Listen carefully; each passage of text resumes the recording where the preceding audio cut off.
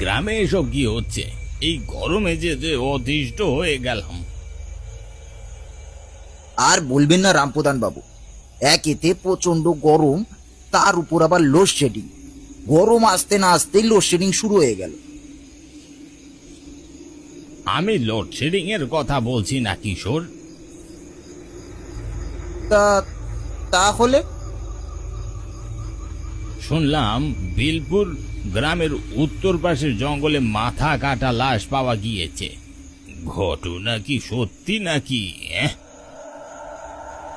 হ্যাঁ গ্রাম প্রধান বাবু, গত পরশু দিনই একজনের মাথা কাটা লাশ পাওয়া গিয়েছে।